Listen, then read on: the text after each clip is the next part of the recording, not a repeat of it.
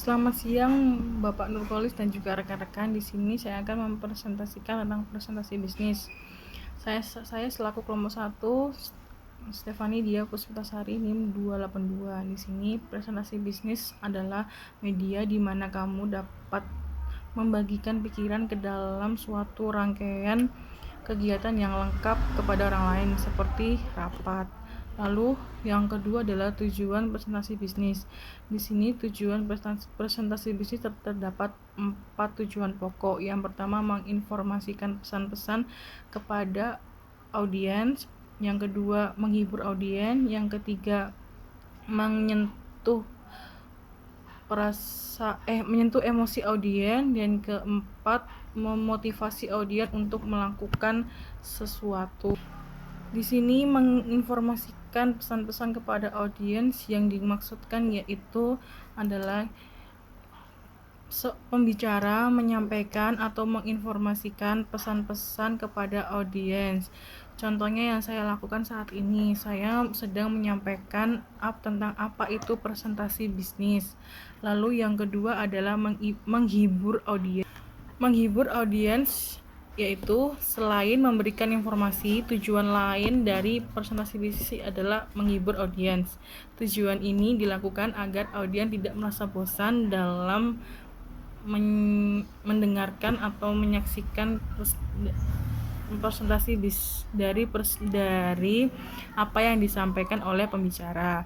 Lalu yang ketiga adalah menyentuh emosi audiens. Selain memberikan informasi, menghibur audiens, dan juga presentasi bisnis ini memiliki tujuan untuk dapat menyentuh emosi audiens. Contohnya, seorang pembicara bisa membuat para audiens ikut bersemangat, terharu, atau hanyut dalam keprihatinan melalui ekspresi yang dilakukan oleh pembicara. Dan yang keempat adalah memotivasi audiens untuk bertindak sesuatu. Yang terakhir adalah memberikan motivasi audiens untuk melakukan tindakan sesuatu sesuai yang dikehendaki pembicara. Contohnya, pembicara memotivasi karyawan kerjanya untuk meningkatkan kedisiplinan di dalam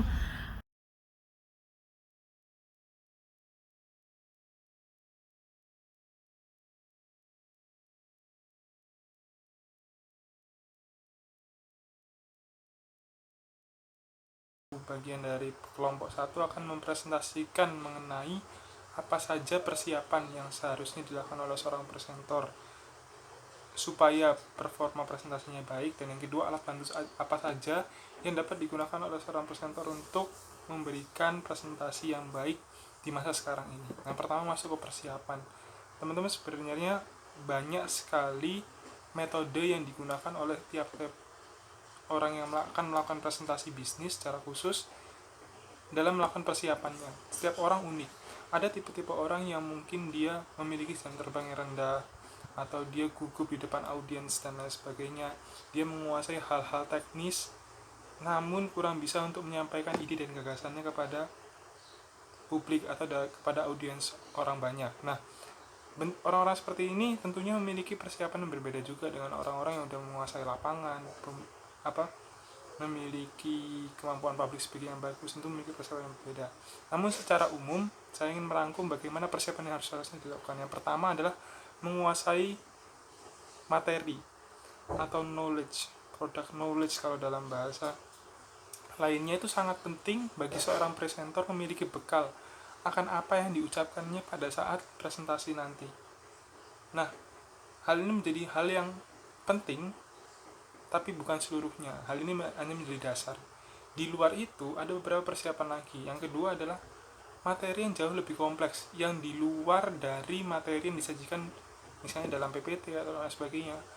Pemateri juga harus membaca-baca, harus memiliki referensi tentang hal itu. Mengapa? Hal ini untuk menghindari suatu ketika misal dalam presentasi itu ada tanya jawab atau argumentasi dari audiens mengenai materi yang disampaikan, presenter masih dapat menguasai hal itu. Nah, selain itu yang ketiga yang harus dipersiapkan adalah bagaimana memiliki alat bantu atau media presentasi yang menunjang. Nah, ini menyentuh hal yang satu paduan. Jadi, alat bantu presentasi di sini ada berbagai macam. Misal kita kenal yang sudah biasa kita gunakan ada Microsoft PowerPoint. Ini alat bantu media ya, Microsoft PowerPoint. Selain itu kita juga ada mengenal Prezi, itu merupakan alat bantu presentasi yang base-nya adalah based on mind map. Selain itu masih banyak lagi teman-teman yang bisa digunakan dalam alat bantu presentasi. Nah, selain itu untuk presentasi bisnis yang notabene dia harus dalam suatu ruang rapat dan tidak bisa mengoperasikan komputer atau menjadi operator secara langsung, tentunya juga supaya untuk menunjang profesionalitas juga, misalnya diperlukan alat bantu untuk slide otomatis atau orang-orang tertentu yang kita perintahkan atau kita suruh untuk melakukan operasi dan hal-hal tertentu yang diperlukan pada saat materi. Hal ini sangat penting untuk mendesain supaya bagaimana suasana presentasi ini menjadi menarik dan penonton tidak fokus pada hal-hal teknis yang kita persiapkan untuk melakukan presentasi, jadi fokus pada materi yang kita sampaikan. Nah, selain itu persiapan yang bisa dilakukan adalah melakukan review diri sendiri. Nah, biasanya secara pribadi sendiri hal yang saya lakukan sebelum presentasi adalah melakukan pembicaraan secara mandiri, merekam hal itu, terus mendengarkannya kembali. Apa kekurangan-kekurangan yang bisa saya temukan di situ, saya perbaiki, dicatat ulang, dan akhirnya saat presentasi realnya pada saat hari H diharapkan presenter dapat menyadari poin-poin kelemahannya dia. Oh, aku lemah di sini, aku lemah di A, B, C, D. Nah, pada saat presentasi hari H, tingkat kesadaran presenter akan kesalahan dia semakin tinggi. Akhirnya meminimalisir kesalahan yang akan dilakukan. Nah, selain itu sebenarnya banyak sekali persiapan-persiapan yang secara rinci nanti akan disebutkan oleh teman-teman saya di presentasi selanjutnya, yaitu misalnya survei lapangan atau survei tempat presentasi, habis itu bagaimana melihat audiens yang akan disampaikan, bagaimana profil dan backgroundnya dan lain sebagainya. Itu merupakan salah satu bentuk dari persiapan dalam presentasi. Nah, masuk ke alat bantu, seperti saya sebutkan di awal tadi, alat bantu ini macam-macam. Yang pertama ada alat bantu media. Nah, pada saat Anda menggunakan PowerPoint, ada beberapa tips dan trik yang pernah saya baca dari buku referensi lain juga dalam menyajikan media presentasi atau alat bantu presentasi yang menarik. Yang pertama, menggunakan rumus 3 atau 3 point. Nah, apa yang dimaksud dengan 3 point? Jikalau bisa diusahakan dan semaksimal mungkin, Anda harus mengupayakan bahwa poin-poin presentasi yang Anda presentasikan itu paling banyak dibagi menjadi 3 poin. Hal ini akan memudahkan bagi seorang audiens untuk memahami materi presentasi Anda, atau paling banyak 4 lah. Nah, seperti itu. Nah, selanjutnya adalah usahakan alat bantu presentasi atau media presentasi yang Anda gunakan itu memiliki desain yang menarik. Pertama, tidak hanya menarik lalu mengganggu penglihatan. Artinya apa? Terlalu banyak distraksi di sana, terlalu banyak hiasan ketimbang fokus pada materinya. Kalau teman-teman perhatikan, sebenarnya kalau misalnya CEO Apple Steve Jobs pada saat melakukan presentasi, dia hanya menampilkan satu objek dan pada intinya tidak terlalu banyak objek. Agar apa? Agar orang diusahakan objek yang ditampilkan itu berupa visual atau tampilan gambar dan tidak berupa tulisan. Contoh nyata yang kita kenal, coba teman-teman perhatikan presentasi yang Steve Jobs lakukan pada saat dia meluncurkan produk-produk baru Apple. Dalam presentasinya itu cukup simple, dia black theme, black design, habis itu memasukkan satu objek di dalam presentasinya, yaitu Apple atau HP baru Apple itu tersebut. Supaya apa? Supaya orang fokus pada objek itu. Nah, sedangkan isinya yang memainkan peranan adalah Steve Jobs itu sendiri atau presenter itu sendiri. Bagaimana dia mengatur suara, bagaimana dia mengatur agar orang interest atau kepo balas kekiniannya mengenai produk ini dan sebagainya. Jadi media presentasi itu hanyalah fokus kedua dari audiens, pelengkap informasi yang diberikan oleh seorang presenter, bukan menjadi main materi atau main fokus dari audiens. Terima kasih. Mungkin sekian yang dapat saya sampaikan mengenai materi. Pertama, persiapan dan outline presentasi. Untuk kurang lebihnya saya mohon maaf. Apabila teman-teman ada pertanyaan atau kekurangan dalam presentasi saya, bisa ditanyakan pada saat sesi tanya jawab. Terima kasih dan selamat pagi.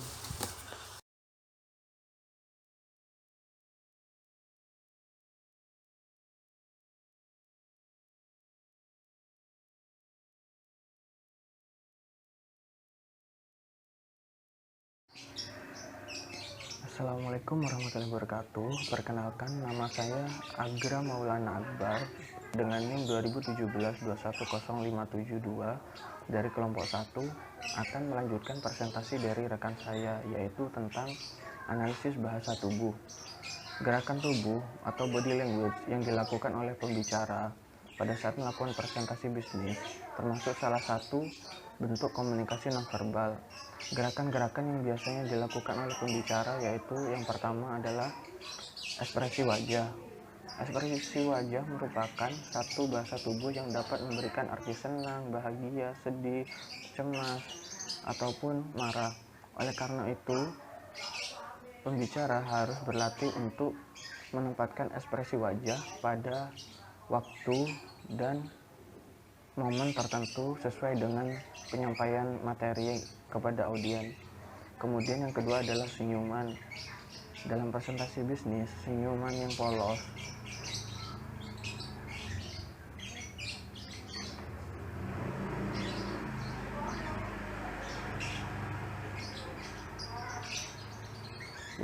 yaitu senyuman. Dalam presentasi bisnis, senyuman yang polos, tulus, dan tidak dibuat-buat dapat memberikan penampilan lebih bersahabat dan membangun hubungan yang lebih akrab dengan para audiens. Penting tetapi secara wajar dan tidak berlebihan, terutama di saat wawancara kerja agar kita dapat memberikan kesan yang baik kepada penerima kerja. Kemudian yang ketiga, kontak mata atau eye contact. Dalam melakukan presentasi bisnis, tataplah para audiens dengan baik, jangan memfokuskan kepada salah satu seseorang ataupun sudut ruangan tertentu, tetapi secara menatap secara keseluruhan para audiens. Itu ia berharap para audiens memperoleh perhatian yang sama. Pandangan dengan senyum manis, hindari ekspresi wajah cemberut. Kemudian yang kelima ada gerakan tangan. Gerakan tangan pada saat melakukan presentasi bisnis akan dapat membantu pembicara untuk lebih meyakinkan atau memperkuat topik bahasan yang dibahas. Jangan sesekali menunjuk ke arah audiens apalagi dengan jari telunjuk. Itu karena tidak sopan sekali. Gerakan tangan yang dilakukan pembicara saat melakukan presentasi bisnis bermacam-macam sesuai dengan tujuan yang dikehendaki. Misalnya, pembicara mengepalkan tangan ke arah atas untuk menunjukkan bahwa ketegasan atau kebulatan ide suatu gagasan. Kemudian dengan tangan mengepal ke bawah, maksud saya mengepal ke arah audiens, itu menunjukkan ancaman. Kemudian tangan membuka lebar, itu menunjukkan kejujuran atau keterbukaan. Kemudian gerakan bahu pembicara dalam melakukan presentasi bisnis untuk menunjukkan kepercayaan diri ataupun menyerah. Contohnya, gerakan bahu yang tegak yang diiringi dengan kepala ke atas untuk menunjukkan suatu sikap yang penuh percaya diri. Sedangkan sebaliknya, gerakan bahu terkulai dan diikuti dengan kepala menunduk untuk menunjukkan sikap tidak setuju atau menolak maupun menyerah. Cara berdiri. Presentasi bisnis dapat dilakukan dengan dua cara, yaitu berdiri dengan duduk. Dengan cara berdiri ini ada dua, yaitu berdiri di atas podium maupun tidak di atas podium. Posisi duduk atau berdiri di atas podium dalam satu presentasi bisnis memberikan kesan yang terlalu formal dan kaku. Oleh karena itu, dalam memberikan presentasi bisnis dapat dilakukan dengan cara berdiri menghadap ke arah audiens. Dengan posisi berdiri bebas tersebut memberikan keleluasaan atau kebebasan pembicara untuk mengekspresikan kemampuannya menyampaikan pesan-pesan bisnis di hadapan mereka. Kemudian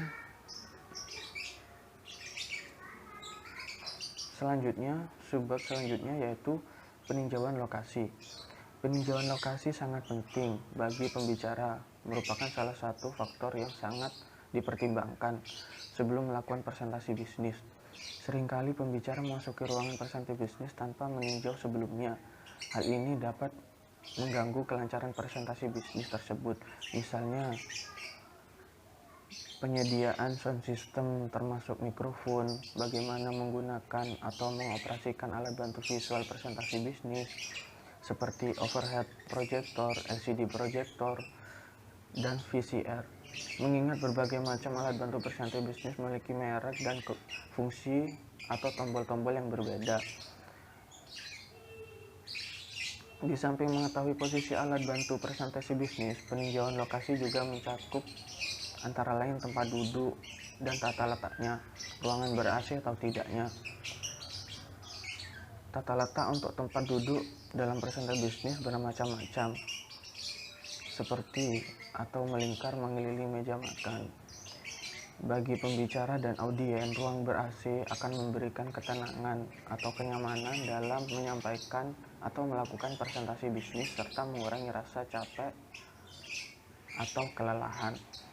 Kondisi ini akan sangat berbeda manakala presentasi bisnis dilakukan dalam ruangan tanpa AC. Akan banyak dijumpai sinyal-sinyal nonverbal. Misalnya, ada audiens yang berkipas-kipas, ada audiens yang mengantuk, ada audiens yang bersandar ke belakang, ada audiens yang berpangku tangan. Di samping itu, pembicara sebelum melakukan presentasi bisnis perlu melakukan pengecekan terhadap posisi podium. Apakah posisi sudah tepat dan tidak mengganggu pandangan audiens yang hadir.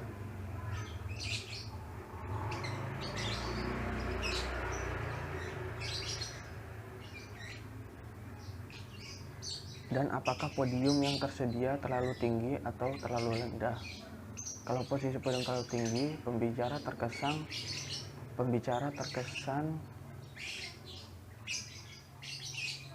tertutup oleh podium, sehingga untuk menyesuaikan perlu tambahan sandaran kursi. Sebaiknya kalau posisi podium terlalu rendah, pembicara harus menyesuaikan tingginya podium dengan cara membengkukkan badannya.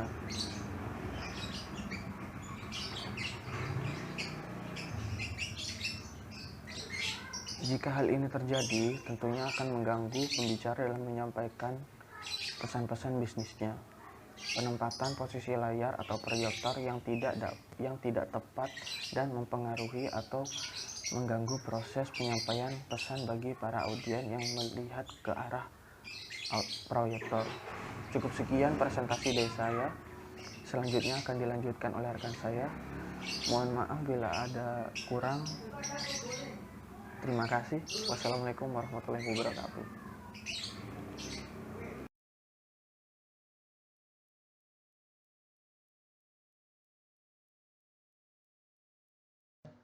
Terima kasih atas kesempatannya. Di sini saya Muhammad Ramadan dengan NIM 2017-210-191. Saya akan menjelaskan yang namanya peninjauan lokasi. Sebelum pembicara tersebut melakukan presentasi, tentu akan melakukan peninjauan lokasi karena device-device di lokasi tersebut tentunya berbeda dan cara penggunaannya tentu berbeda.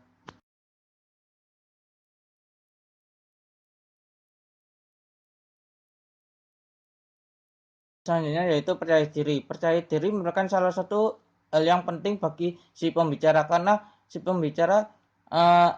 karena hal tersebut dapat mempengaruhi si pembicara dalam menyampaikan informasinya ke si pendengar. Kemudian ada yang namanya kepercayaan diri, yaitu seperti gemeteran, mulut kering, kemudian gerak tubuh, suara tersendat-sendat, itu hal yang dapat mempengaruhi.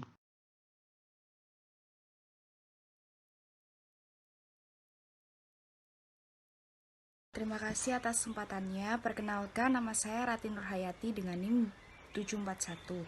Di sini saya akan melanjutkan presentasi dari rekan saya, yaitu mengenai berlatih presentasi bisnis.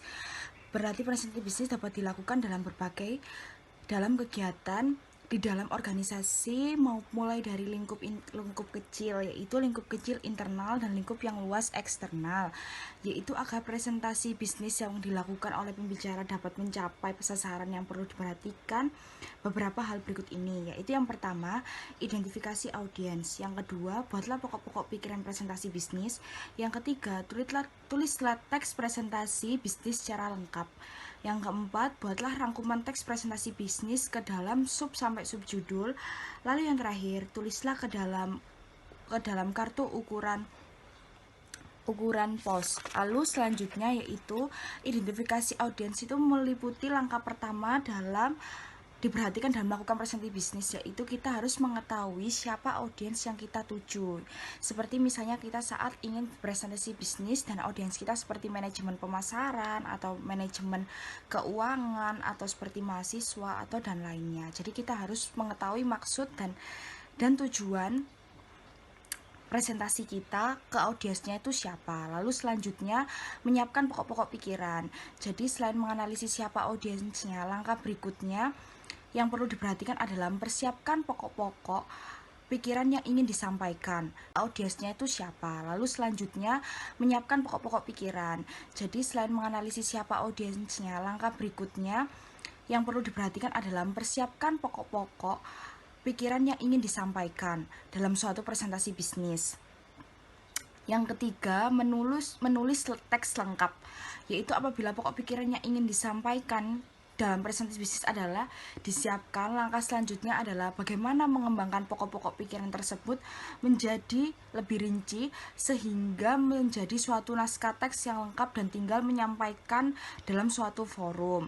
Tetapi apabila kita memberikan seperti PPT yang menarik dan bagus desainnya, tapi kita menyampaikan kepada audiens itu biasa-biasa saja, itu sangat disayangkan sekali. Dan apabila kita menyampaikan biasa-biasa saja, itu dapat menyebabkan audiens mengantuk, bosan, dan ditinggal bicara dengan rekan-rekan sebelahnya.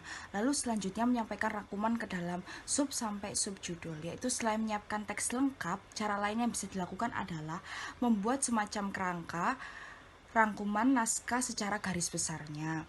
Lalu selanjutnya yang terakhir adalah menulis ke dalam kertas ukuran kartu pos, yaitu cara yang terakhir dalam mempersiapkan presentasi bisnis adalah dengan menuliskan poin-poin penting yang ingin disampaikan ke dalam kertas yang berukuran kartu pos.